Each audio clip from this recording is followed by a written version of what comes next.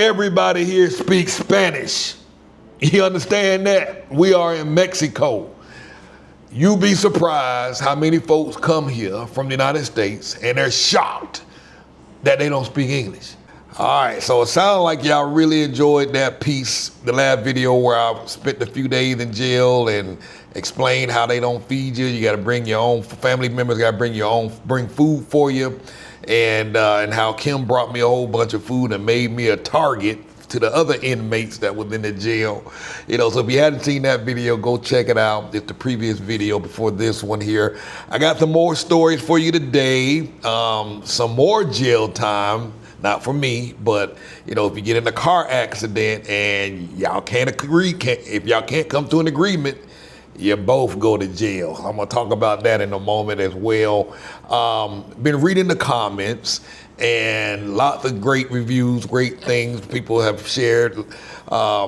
Listen, some of the comments indicated that, oh, that's weird. Only stuff like that happened in Mexico.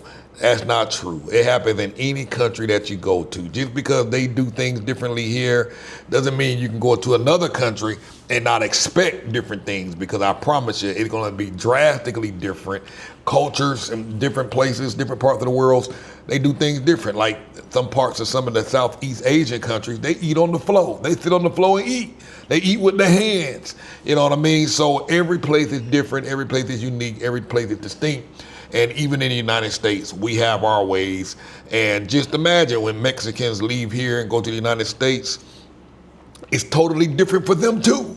You know what I mean? Generations living in the same house, multiple generations living in the same house here.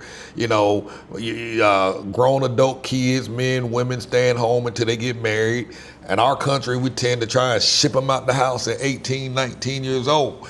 You know what I mean? So completely different. So I want to talk a lot about a bunch of different things today, different cultural things. And I'm going to go ahead and start with that jail. Well, maybe I'll talk about that last. Keep you all in here. Yeah, because you will go to jail. I got a story about a buddy who almost ended up in jail just a few days ago.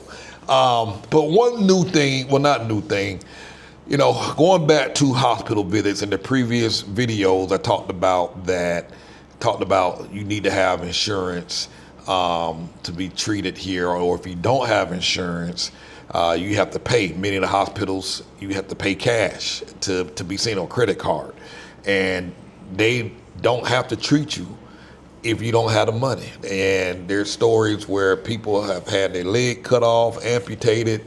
People have died because hospitals wouldn't treat them. And it wasn't that long ago before the United States changed their laws in our lifetime, where they made it mandatory that they had to stabilize you. I remember as a kid, when that law was passed, they did the exact same thing in the United States. If you didn't have money, if you couldn't pay for it, they didn't treat you in the emergency room. And so it's just a matter of time before Mexico catches up. But one thing here, so for example, if you go to the hospital and you have an emergency and you need blood, you gotta find your own blood. You know what I'm saying? The hospital is gonna tell you, you need to reach out to your family, you need to reach out to your friends, and they're gonna have to come down and donate blood. Know this firsthand. A friend of mine, and I posted a video about this about a month and a half ago. She was using blood. I think she used a couple of bags of blood from the hospital. And after that, they told her that, hey, you need to replace this. And, you're going to need some more blood. You need to reach out to your family and friends here and tell them to come and donate. And so I went down, I donated blood. My buddy Robert went out and donated blood. My buddy Evan, quite a few of us went out to donate some blood. And you had to fill out this paperwork, and you had to spend a considerable amount of time going through the process, filling out paperwork, getting your blood, and they check your blood, and then, it's like, all right, then we're going to draw it, and you sign all these forms, and they give you a nice sandwich. And it's inconvenient. You know what I mean? And then the hours that they give you to come is typically hours when you're not available. And then when you go there, then the lab technician ain't there to do the blood, and now you just wasted time. But that's how it is here. So I want you to look into that. So, and it's not just here in this country where that is where they just do that. I'm learning that it's done in other parts of the world as well. They don't see the United States has a lot of money and resources that we created, like blood banks, and I'm assuming that's probably not a thing here like it is in the States, where it's fairly sophisticated. They have blood drives in the United States where, back in the day, I remember you used to get like $40, $50 to go donate some blood. And I used to do that too. I was short on some cash. I go donate some blood. And they were like, hey, you can't come here so many times, Mr. Ross. You know what I'm saying? And so that's a thing. Not so much here. You know what I'm saying? So again, I'm putting all this stuff out here just so you can know. And whatnot. So I'm gonna try and speed along so I don't have to make a fourth video. Listen, so another thing that's kind of different here, let me just highlight this here so I can know I talked about it. And boom, okay. So here, a lot of businesses don't have websites. And so essentially, Facebook is the internet out here. It is. They don't have websites. Everything happens on Facebook and everything happens on WhatsApp. So those are some things that you're just going to have to get familiar with. A lot of businesses post their menus, their services on their Facebook page. And WhatsApp is like a texting app where you can text each other back and forth. That's how they communicate here. They use WhatsApp for everything. They'll have a catalog within their profile within WhatsApp. So if you wanted to look at a menu or buy something or see what they had for sale or schedule something, get on the calendar, you do it all in the app. So if you don't have WhatsApp, you definitely need to download that on your phone and start familiarizing yourself with it. I don't know why we don't use it in the United States. Other countries all over the world, WhatsApp is a primary tool that they use, especially in Latin American countries. I know that for sure. In Colombia, WhatsApp was everything. If you try to call somebody on their regular phone, they ain't answering. You got to call them in WhatsApp or text them in WhatsApp or talk to them in WhatsApp via the audio messenger. And, WhatsApp has a lot of features. I'm not going to get into that on the phone on this video, but there's a bunch of features. And Facebook is everything.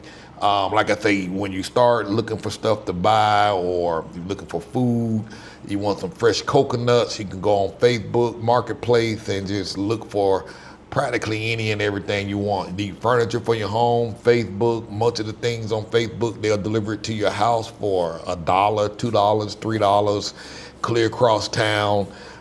It's definitely a thing here. They sell live on Facebook. It's everything. So if you're not a person that likes to use Facebook, because quite a few people come here and say, well, I don't have a Facebook account. Well, you probably gonna need one when you get here because a lot of stuff happened there. Another thing you typically must do, you must greet people before you speak. They consider it rude. So if like in America, we'll walk up to somebody, excuse me, can you tell me where the bathroom is? Well, here it's good morning or good afternoon or good night. Can you tell me where the bathroom is? So buenos dias. ¿Cómo está? Can you tell me where the bathroom is? Or buenas tardes. Can you tell me which aisle the soup is on? So you don't just walk up and ask for something. You have to make a greeting and then you make your request known. If you don't do that, they consider it impolite, and rude. So just something to keep in mind. 3 main phrases you're gonna say all day long. Buenos dias, which means good morning. And so as you pass people, or if you walk up to people, you go into the store, you're coming out of the store, buenos dias. That's the first thing out your mouth, buenos dias. You walk onto an elevator and there's an elevator full of people, buenos dias. After 12 o'clock at noon and after, it turns into Buenas tardes. Buenas tardes, which means good afternoon. So when you walk in those same stores and you walk past the guard that opens the door, Buenas tardes, you pass somebody, Buenas tardes, you go up to the cashier, Buenas tardes, and that you speak. That's what you say. And if it's nighttime, it's evening hours, it's starting to get dark, Buenas noches. So if you go into the same store, somebody at greeting you, passing through the Buenas noches, get into the elevator full of people, Buenas noches. If it's nighttime, you go into the hospital and you greet the person at the counter, Buenas noches, and then you make your statement. So learn those 3 phrases, look them up, and like I say, whenever you walk up on somebody, that's what you do. Now, I'm gonna tell you all a very surprising, shocking secret that a lot of people just seem to be their mind just seem to be blown away. You ready for it? Everybody here speaks Spanish. You understand that? We are in Mexico. You'll be surprised how many folks come here from the United States and they're shocked that they don't speak English. You know what I'm saying? I'm like, you bought a plane ticket and you bought a plane ticket to a place that said Mexico, and you knew daggone well you were going to a foreign country, and then you get here and you're surprised they don't speak no English. They don't understand that. So I'm gonna tell you a secret. The overwhelming majority of the folks here that you come in contact with ain't gonna be talking to you in English.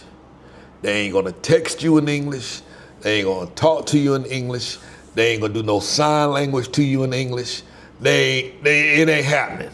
Now, fortunately, there are quite a few people here that may speak a little bit of English, and they may help you out if you're standing in line, somebody behind you, say, hey, do you speak English? I can help. And then they'll jump in line in front of you and translate for you. Happy to translate for you, get the chance to practice their English speaking skills. But that's not the norm, and it doesn't happen everywhere. So I just want you all to understand and know that you are coming to a Spanish-speaking country, and they overwhelmingly will speak Spanish. So don't expect English-speaking people, don't expect English to be spoken to you. And I need you to fix your brain. So when you talk to somebody, you have to talk to them in Spanish. I'll be at a restaurant, I'll pick a client up, and they'll say, hey, yeah, just give me a glass of water. I they don't understand what you're saying, right? They speak Spanish. And then they'll turn around and do the same exact thing 5 minutes later. Hey, I want some chicken nuggets, I want some extra sauce, and I want some fries with that. And they be serious. And I'll go, they don't speak English. They speak Spanish. The menu in your hand is in Spanish. You need to talk to them in Spanish, or at least you need to make an effort. We go to the cashier, we go to the counter, the cashier. Ma'am, can you explain? They speak Spanish. They don't understand English. So, and I understand it's hard to make that make that switch in your head, but just assume when you go somewhere, they don't understand what you're saying. So you need to have the Google Translate app already loaded up on your phone, ready to use. I bought some AirPods, the new Apple AirPods, iPods or whatever you call them, AirPods. I can put them in my ear, and when they talk to me, it's translating in real time in my ear into English. So if they speak Spanish to me, it's translating to English. That's half the battle. If you could just know what they saying, boy, that's a lot of pressure and relief off your back. Now, I might not be able to communicate back to them, but knowing what they saying sure helps changes the conversation, So I didn't have that feature or that perk when I first arrived here. So I just bought them AirPods about 4 or 5 months ago, and they work like a champ. You know what I'm saying? So if you don't have some and you're gonna be stuck, I would get some. I would get those AirPods. So practice your Spanish, get the basics, know how to count to 10 at least. Learn how to have basic greetings: good morning, good afternoon, good night. How are you doing? What's your name? They always gonna ask you where are you from? Estados Unidos. They're gonna ask you where you from. So learn how to say United States. They donde eres. Where are you from? You'll hear that a lot. When you get in your Uber rides, they're gonna be talking to you, asking you a million questions. And honestly, Uber will help you with your Spanish speaking skills, because you ought to be hearing the same thing over and over and over again. So another thing that is different here is your signature. Your signature must match exactly how it is written in your passport. So like, for the locals, it has to be written the same way as they have it on their ID cards. So when you go to the bank, they will have you sign your name when you're doing all the paperwork. Your signature literally must match exactly as it is on your passport, on your residency card, or you ain't getting no bank account. Or if you going there to withdraw some money and you sign and it don't match, you ain't getting your money. Even if you have your ID, everything has to match. They will literally count the number of loops in your signature. 1, 2, because the way I sign my name, they go in there, they count it. They say, oh, you had 8 loops in your signature card. I need you to do it again. I'm like, are you really serious right now? Are you serious? Now, and this is not an exaggeration, and somebody in the comments will vouch for me on this. When I went to that bank, I literally had to sign my name like over 100 times. I was in there for an extra 30, 45 minutes trying to sign the name to get it to match my passport. And when it didn't match, they took the paper, they ripped it up, threw it in the trash, and then they printed another one, and I did it again, they did it again. And then when it was almost close, then they took it to the back, to the supervisor and say, hey, does it match? Is it good enough? They're like, nope, you gotta do it again. And I met other folks who say the same thing. It has to match. Apparently, while they're in school, regular school, middle school, high school, elementary school, they practicing how to write their signature. It's a class, because they got to get it right. If the signature don't match, it's a no-go. So, little nuances. And speaking of that, boy, they love them some paperwork. These folks out here love some paperwork. You need a copy for everything. You need a copy of your electric bill. You need a copy of your birth certificate. You need a copy, everything. They don't play by paper. When them jokers took me to jail, so I got to jail, I want to say about 11:30, 12 o'clock at night. Is when they put me in the car and hauled me off. We drove around that doggone jail complex for about 4 or 5 hours. We were going from building to building to building. They fingerprint me in one place, and then I had to sign some papers. Then they got to take that paper that I just signed to another building, and then they got to get some copies of that paper. Then once they get the copies, then they go take it to another part, and then I go in that building with them, and then we sign some more paperwork.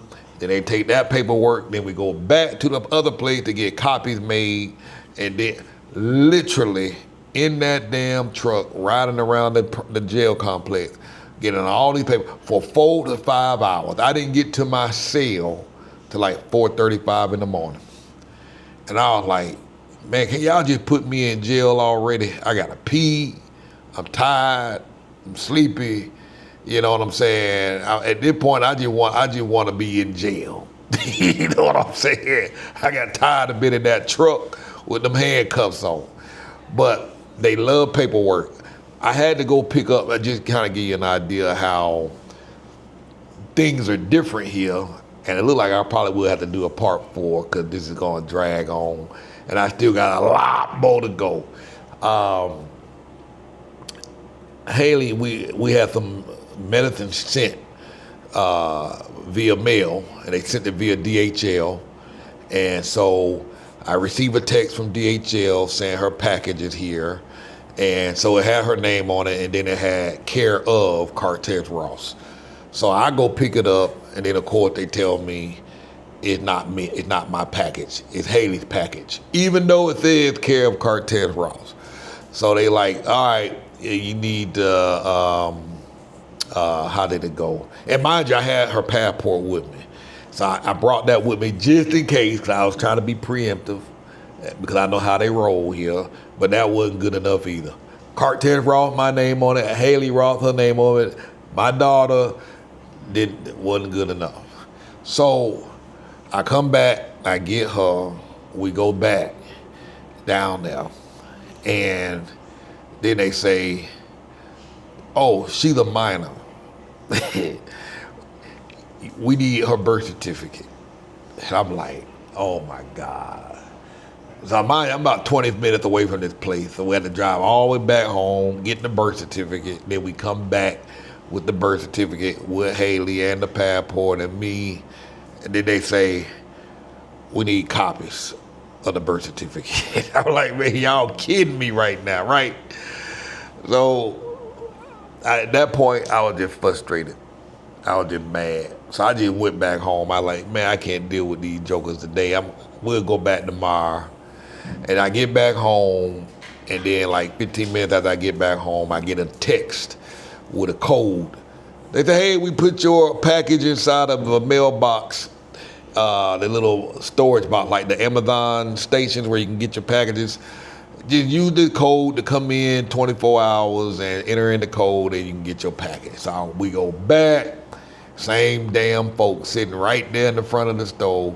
I walk right past them, put in the code, get the package out, and I just show it to them. I'm like, really? I really had to go through all of this. Had to go back home because she was a minor. Then had to get her, then get a birth certificate, then come back with some copies of the birth certificate, and then y'all just put the thing in the mailbox and don't need no ID whatsoever, whether it's a minor or not, and then I could just put in a code to get the damn package. But y'all just couldn't give me the damn package when I had my damn ID. I was like, boy, that's the kind of stuff that be driving you crazy. You know, so I say, and again, it's not just Mexico, because the same old craziness go on in Colombia when we were living in Colombia. Every country had their way of doing things, and it ain't ever pleasant for the visitor. But you just have to have the patience. The first year I was here, it drove me insane. I didn't think I would ever be able to get used to how things worked here. And I bucked the system, I bucked at it. And all that did was made me more stressed, angry, and frustrated, and annoyed. And at some point I had to make the decision and say, okay, it's how they do it. This is what they do. This is how they do it here. The locals don't seem to have a problem with it. Everything is wusa. And they always telling me tranquilo, which means calm your ass down. And I'm like, man, don't be telling me to calm down. No tranquilo. Don't be telling me no tranquilo. You know, but over time I had to fight it.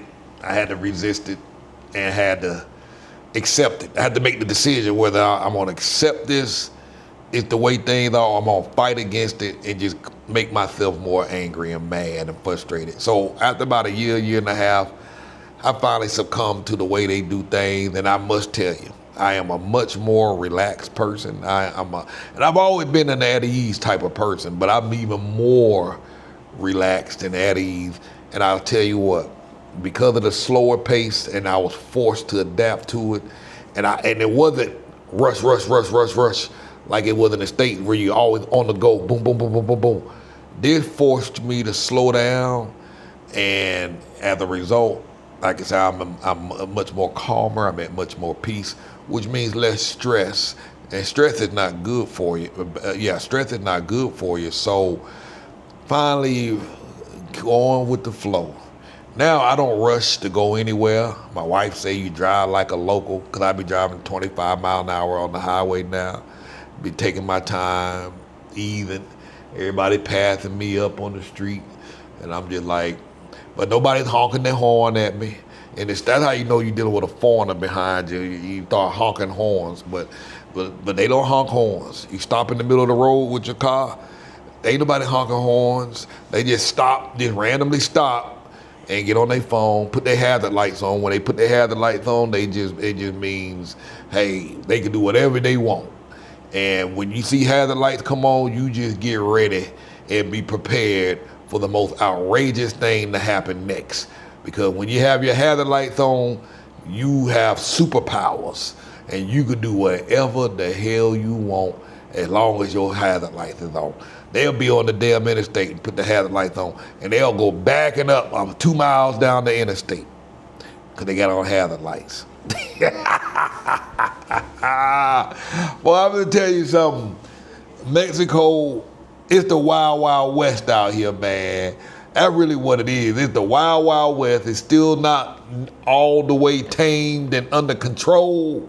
And that's a good thing, and it's a bad thing.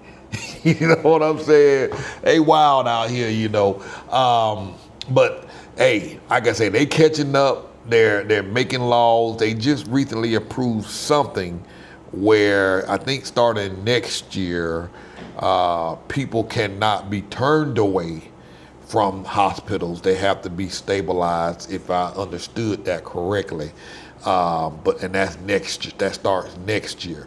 So they are trying to catch up with some of the more structured nations, and trying to do that. Now the downside to that is right now they already don't have enough resources in the healthcare system, not enough government funding to treat and provide care for the public and for the people they already got. So now when this new law goes into effect, it's going to just put more strain on an already strained system. So that's something that you probably need to be mindful of. And I know for many people, like I say, you have to pay for care here. So a lot of foreigners, when they come, they have generally have credit cards with a decent sized balance on it, available balance, so that in the event of an emergency, they can use their credit card to pay for services. Because again, if you don't have the money, they don't treat you. They don't have to, and they won't. And that is not a myth. I definitely need you to understand that you will not get care. You might be able to go to a public hospital and they will treat you, but many times they may not have the resources to treat you, and they will turn you away, or they will tell you, hey, we don't have medicines. And I know this firsthand. I've seen it firsthand with others. They don't have the medicine. Many times the nurses and the staff that work there, they hadn't been paid in weeks or months. And they can't just quit, because if they quit, the way the law is here, they lose their license. And so they're working and they're not getting paid, and so they can keep their license. Now eventually the hospital receives funding and they get paid, but that's the type of strange system you're working with. So you have a lot of private hospitals, and them the ones, they're more fancier, they're newer, they're more modern, they have all the technology, but those are the ones that will not treat you if you can't pay. I had a lady here recently, she had to pay up front.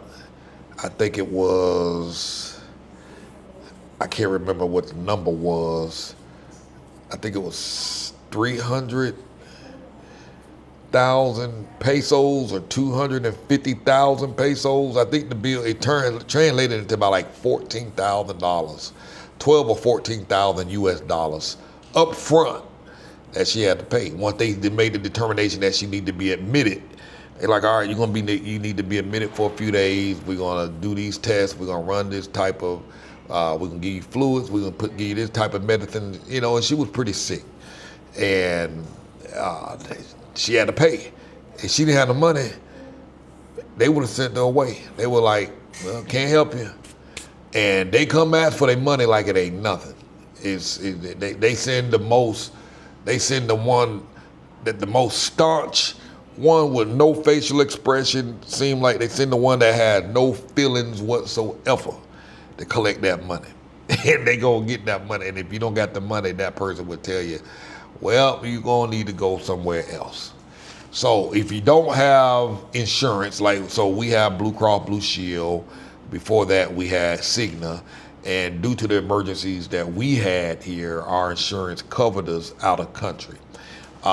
They do have insurance here that you can sign up for. It can be a little expensive. A lot of the insurance does not cover pre-existing conditions, or there may be clauses in the insurance that state that they won't cover those issues for like the first 18 months or 36 months or so. So that's something. So again, you need to be mindful of. I'm gonna drop a lot of these. I'm gonna drop some resources into our VIP group for insurance, health insurance options, so y'all can call, get quotes and stuff like that. There's some other alternative plans. So for example, if you need somebody to translate for you on your behalf, there are companies out here that'll call doctors on your behalf and schedule appointments, and they'll go with you to appointments as well as part of your membership fee and act as your translator.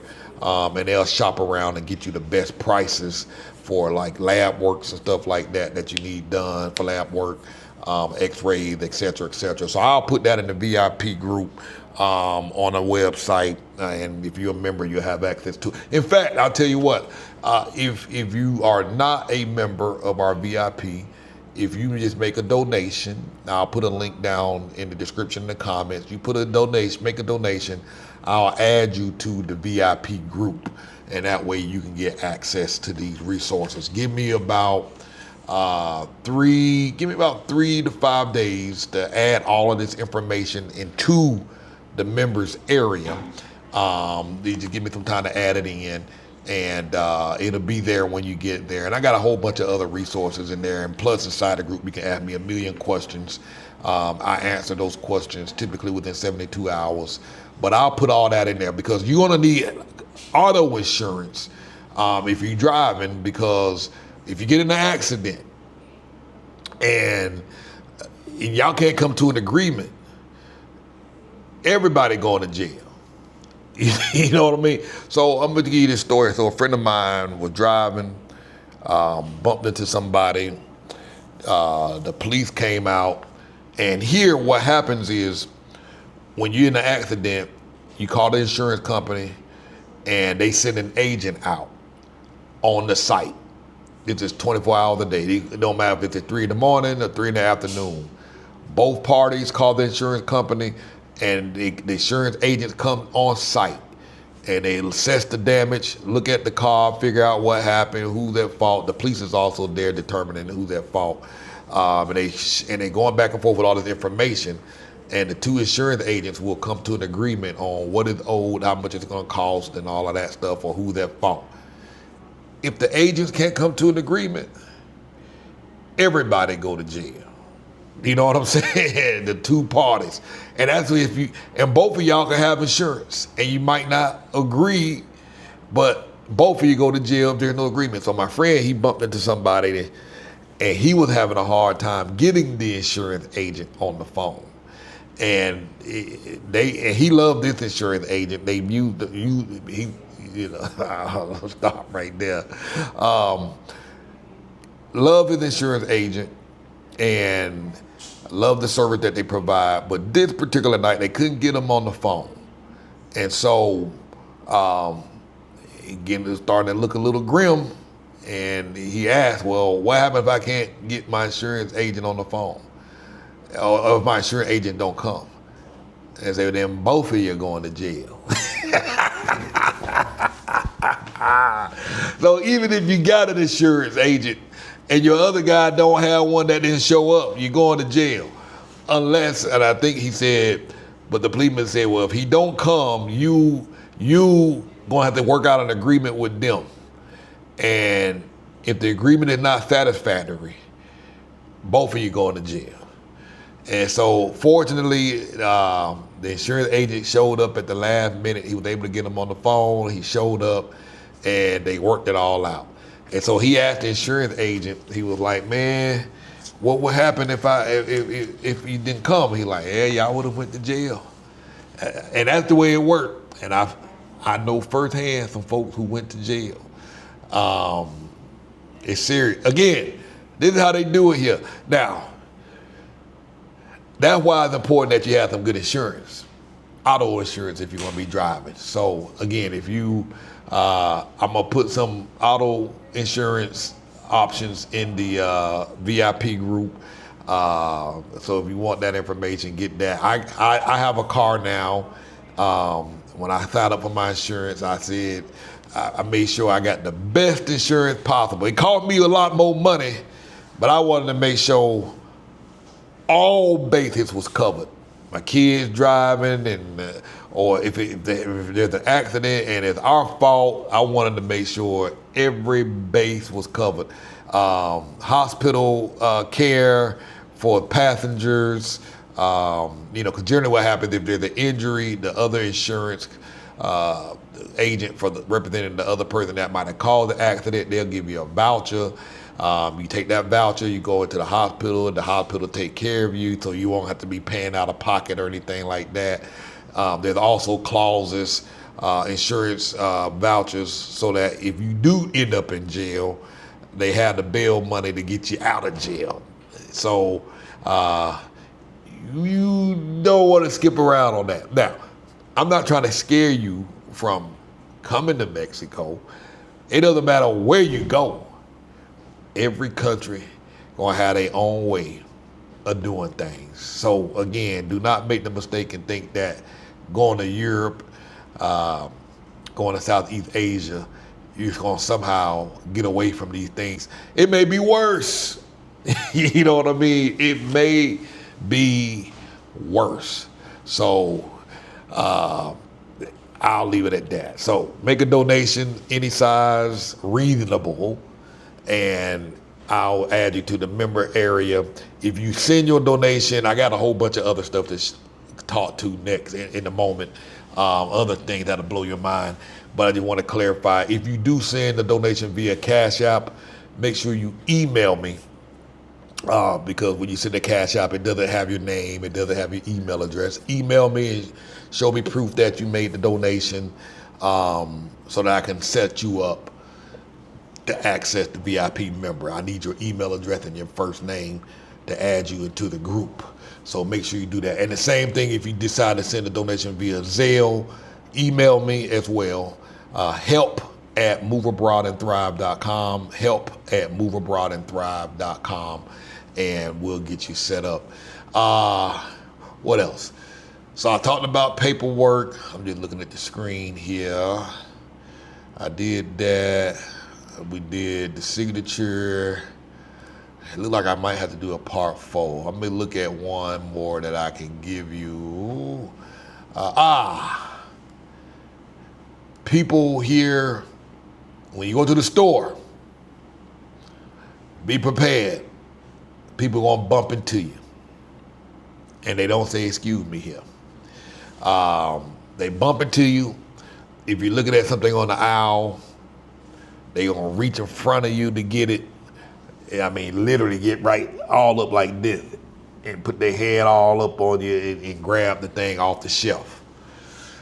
And the first few times that happened to me when I got here, I was so mad. I was like, excuse me. And I started to realize it happened every day. Now, some folks will be like, oh, that's not true.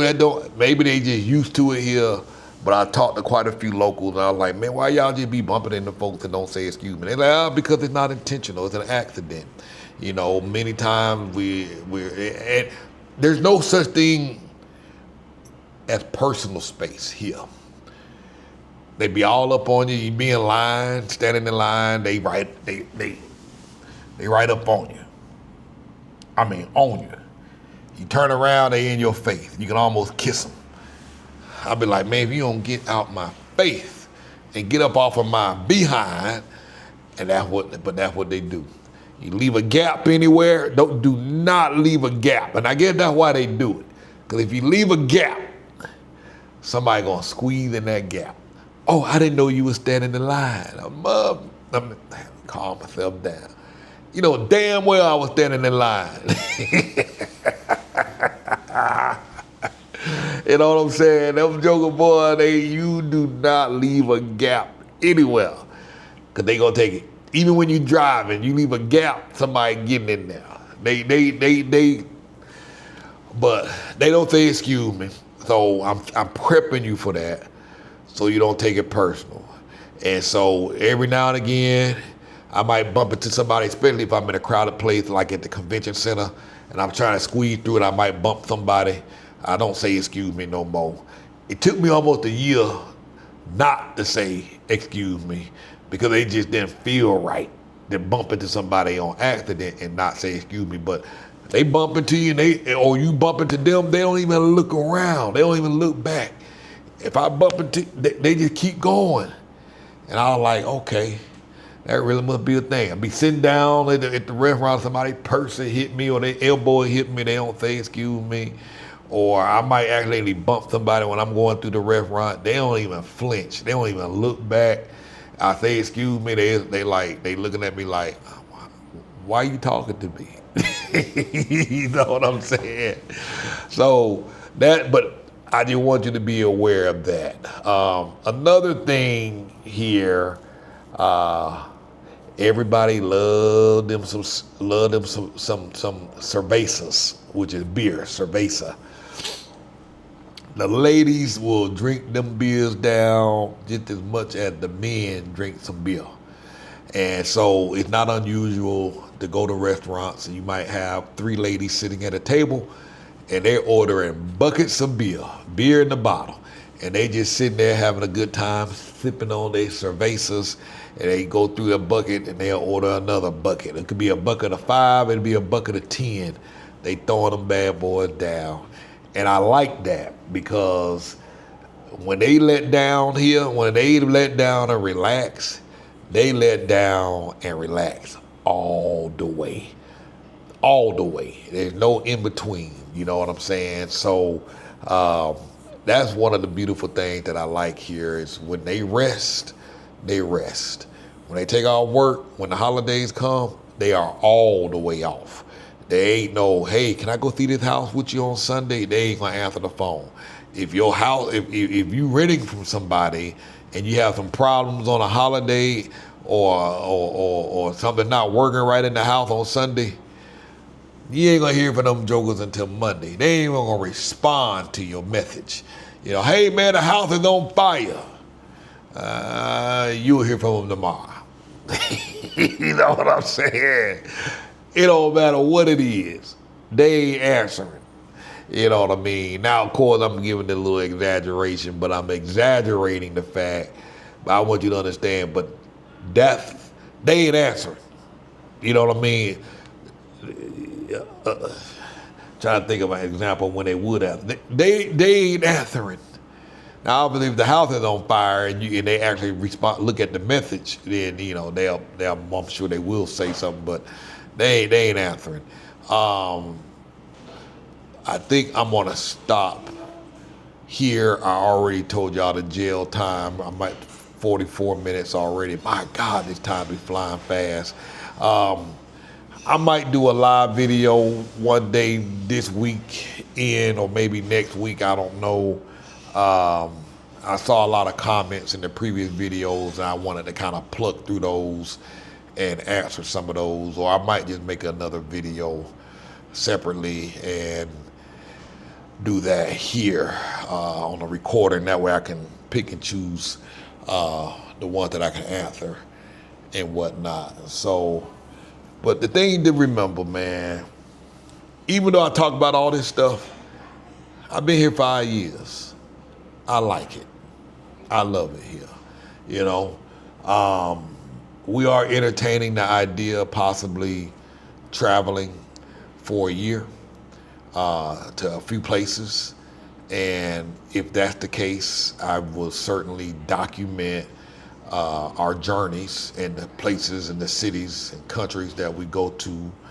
The original mission for Move Abroad and Thrive was to always just travel around. The plan was to travel the world, highlight and document different parts of the world where your dollar can go further. And Mexico was really just our first stop. It was never intended to be staying here full time, and I kind of talked about this in the previous couple of videos ago, where I was kind of feeling down and in my slump, finally starting to come out of that. But I started thinking, and I realized, I was like, that was never really the plan. The plan was never really to stay in one place, and I think a part of that has been part of the issue. We were supposed to move around every 6 months and travel, or stay at one place for a year and document. That was the plan.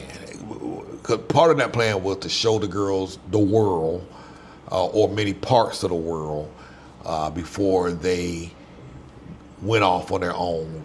So I probably got about a good year or two with them, and so we're thinking about kind of hitting the road again. Haven't come up to any decisions just yet. Merida will still likely be home base, and but we kind of want to get out. Now that was the mission from the beginning, and when we first got here, we all started getting sick, and we just kind of got comfortable. You get comfortable, and you get complacent. You don't want to break the routine, and so, but they're itching to go somewhere, and so I think we probably will break out either this summer or this fall. Don't know yet. Been trying to research some countries, and so we're looking at Uruguay. Is it Uruguay or is it Paraguay? I think it's Uruguay. Even looking at potentially Argentina, looking at Chile, and looking into Belize, some other countries in Central America, Panama. We're also looking at investigating some spaces in Spain, some parts of Europe as well. Believe it or not, there's a lot of affordable places. And one of the things, because I want to make this and I'll talk about this in another video. I kind of want to make this interesting because, like I say, the goal was to document. I'm trying to be strategic about it. Somewhere along in our journey, we're trying to find an affordable place where they speak English, or a lot of English is spoken, because I do see a lot of people that come here, they struggle with the Spanish. And while it hasn't been a hindrance for us, our quality of life could be even better if we spoke Spanish. And I ain't gonna lie, our quality of life is excellent right now. It's great. No complaints, gotten by very well and comfortably for the last 5 years with me not knowing Spanish and Kim not knowing Spanish. We know enough now after 5 years to get by, to communicate with what we need and to understand what most people are saying. Let they have a strong accent. But so we're trying to target places so that we can document it. And so if y'all have ideas, I'm trying to find the path, like Merida. not a lot of people knew about Merida. And a lot of people that still have not heard about Merida. So we're trying to find little gems and spaces that's not so well known. Like, everybody's going to Portugal. A lot of people are in Spain, but we don't want to visit or live in the part of Spain where everybody else lives. Not trying to live in the capital, not trying to be in Madrid or anything like that, nor trying to be in Rome. So we're trying to find those hidden gems and things like that. Also investigating other places that have a little more laxed healthcare policy where they don't necessarily turn you away so fast without at least stabilizing you a little bit. So we're going to investigate. So we're going to try and investigate a lot of options, not just for us, but for everybody that's watching the channel. And that's why the name of the company was Move Abroad and Thrive, not Move Abroad to Mexico. You know what I mean? So I've always felt constricted that we were just here. So that's it. So make the donation. Send me the email. I'm going to put this stuff on the screen. And like I say, click the links in the description. I'm going to add all that stuff. Give me about 3 to 5 days to get everything added up. I'm going to see if I can reach out to a health insurance agent and get them to share some basic information about using the healthcare system here. Also, if I can find someone that talks on auto insurance, the challenge is just trying to find somebody that speaks English. See if I can get them to talk on some topics as well. And I'll put that up inside the VIP group. So make a donation and I'll make sure you get access. So thank you for watching. I'm Cartel Ross, Move Abroad and Thrive.com.